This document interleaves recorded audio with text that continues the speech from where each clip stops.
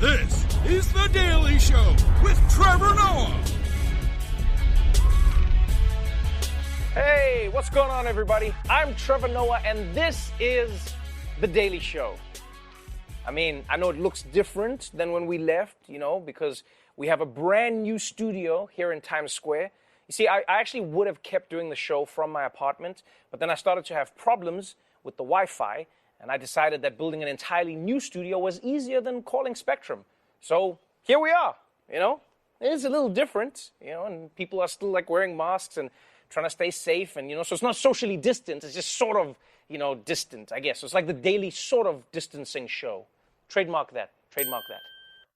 Trevor Noah on his first episode back as The Daily Show on Comedy Central. And, of course, it's on the Comedy Network here in Canada, or CTV Comedy Channel here in Canada.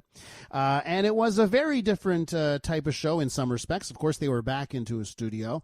And it's just another indication of changes in late night. Conan O'Brien, his Daily Show is done. Lily Singh, her Daily Show, done. And we've seen hosts take the summers off, and now certain ones are back. With more on the changing landscape in late-night TV, we go to Brian Steinberg, senior TV editor at Variety. He joins us from New York City. Brian, welcome back to the show. Thanks for having me. Good to see you. Good to talk to you. I could swear the last time we were on this show, I said to you about Trevor Noah and the social distancing show, I said, Brian, it's enough. I don't want to see a guy in his hoodie on his couch. I want a real show. I want that back. So Comedy Central, they do that yesterday. They're back in a studio, new studio in Times Square, but it sort of feels they only went back 50% of the way. What's your take on the changes at The Daily Show? Well, they're moving him to a place that's close to Times Square. It's more part of the city and that kind of thing. But at the same time, I feel like it's still a more intimate program. He seemed to enjoy doing a show that didn't require him to have much of the fanfare as a Colbert or a Kimmel. It's a quieter show. It's a quieter show, and I want to ask if you believe this is because that's what the fans want, if you believe it's because that's what the creatives behind The Daily Show want, or if you think it's dollar bills and a paring down by the corporate the corporate masters that want a cheaper show. I do think the networks have seen some cost savings during COVID, thanks to all this at-home production, and I do think they want to lock some of that in. I could not tell from watching the opening minutes of the show last night if he has a live studio audience or not. I'm not sure he does. Yeah, and if they go without a live studio audience, because I didn't hear, if they had a studio audience, we certainly didn't hear them. Meaning, so to me, that changes the whole idea of The Daily Show. I think of that iconic franchise, even going back to Craig Kilborn, for crying out loud, as the first host, and then Jon Stewart. The audience was part of that show, and maybe I'm coming from a position because, I've been to New York City to be in the studio audience at The Daily Show, and it was one of my most fun TV experiences ever. So I think that's something that's lost here. So you're sort of changing the vibe of the show itself. So why do you think they've gone down that path? Well, I think I think there is an effort to lock in some production costs that went out the window during COVID. There are cheaper shows to produce. A live audience does bring another element into it. The facility he's in, if I'm correct, is the same facility that is being used for CBS's new Ritual Morning program. Oh. Perhaps there's no room for an audience seating arrangement in that kind of situation. But I do think these shows are being seen in different ways, being watched in different ways, and I think they probably need to be monetized in different ways as well.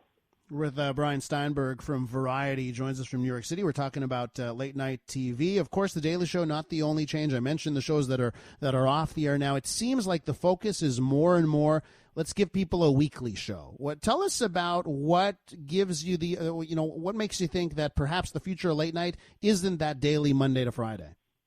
Well, I think the producers of the shows have stopped or are discounting Nielsen numbers as they used to use, and they're looking more at YouTube numbers. Who responds to this skit? The whole show gets cut and edited piece by piece and passed along virally on YouTube and Twitter. So you can tell who responds to what through likes and that kind of thing in a different way. And you don't need to watch these shows day and date to enjoy them. You can watch them the next morning and kind of get a wrap up depending on what your algorithm is like and what your active surfing is like too. You're watching shows in different ways, and I think there are some thought about, gee, if this is how it's going to be going forward, we can produce them in different ways too. And we can also bring up the fact that there are some new shows that are certainly changing the face or the dynamic of late night. One of the things you brought up in your latest at Variety is, what Fox News is doing with that Gutfeld show, which, you don't normally see late night talk from the conservative mind frame.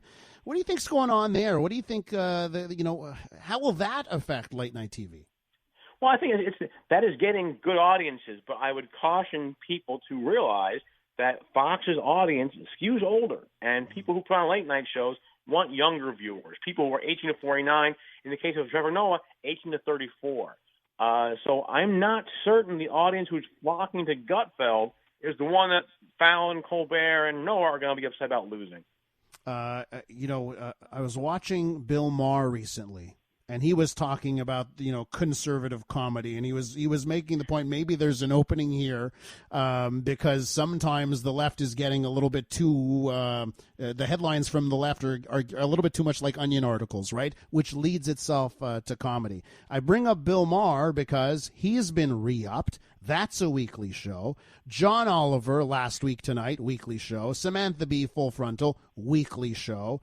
So, what do you think is the staying power of, let's say, Stephen Colbert's Late Show and the Tonight Show with Jimmy Fallon as daily shows?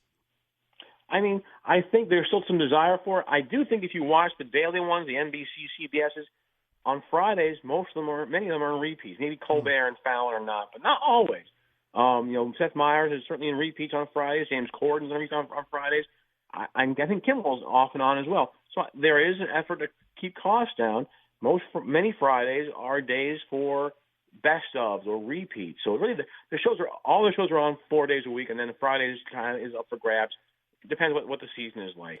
But I think the shows are still viable. They bring in a younger audience that doesn't always watch live primetime TV, but they'll watch live late night TV. Still valuable, but I think the numbers they're getting overall are shrinking from what they were in Carson, then to Leno versus Letterman. Brian, we have to leave it there. We're out of time. I want to thank you for coming back on the program. Great talking to you. You too. Thanks always. Brian Steinberg is senior TV editor at Variety. Joined us from New York City.